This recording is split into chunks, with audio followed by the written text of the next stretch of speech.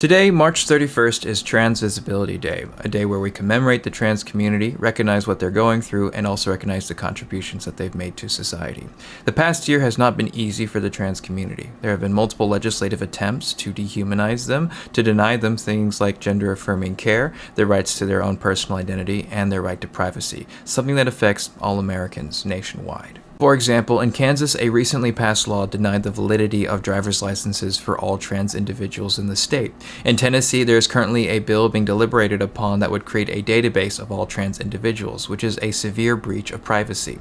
There's also been multiple things such as bathroom bans in states such as Texas, as well as multiple attempts to erase and deny care to all trans individuals in the country. What makes this so important is understanding that attacks on the trans community are attacks on all Americans as a whole.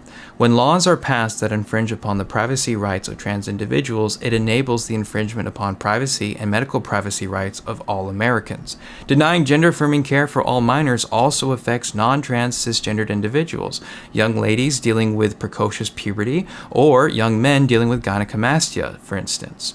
Other things too, such as bathroom bans, also affect cisgendered women, enabling them to be assaulted or accosted by people claiming that they are trans individuals. At the end of the day, though, these are just people who have a right to express themselves freely in a free society, and they have a right to access healthcare. Denying people gender-affirming care because of a religious ideology violates the First Amendment, but also it often creates incredibly poor results. People dealing with self-harm, mental health issues, and in many ways not being able to live up to their full potential. It's also honestly pathetic and disgusting to see how much trans people are used by politicians to distract from real issues, where issues such as trans athletes in NCAA sports, something that is, 20 people in the entire country, is propped up as a major issue, when in reality there are far more pressing issues to debate on. In an ideal world, more people would be aware of how much trans individuals have contributed to society and paving a way towards freedom of self-expression, where we no longer live in a rigid world where people must conform to a specific ideal, but a world where people can choose to be who they truly are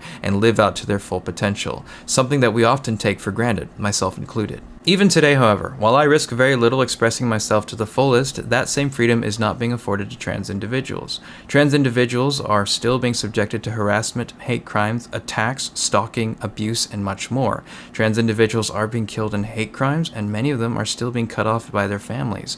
They are losing their rights, they're having their rights infringed upon, and many of them live their lives in constant anxiety of being attacked or not being able to live as they are. When that hatred, ignorance, or neglect is directed towards a minority, it affects everyone as a whole, because if you enable or justify violence towards trans people, that violence will eventually be directed towards women, towards children, towards people due to fears, concerns, or anxieties that are coming from an ignorant perspective, and that is something that needs to be recognized. That is the gist of freedom, where if intolerance is impeding upon the rights of a minority, it endangers the entire society, and that is something that is very important today, in that we protect the rights of trans individuals for the sake of protecting the rights of everyone, especially when it comes to matters such as liberty, privacy, and the right to self-expression.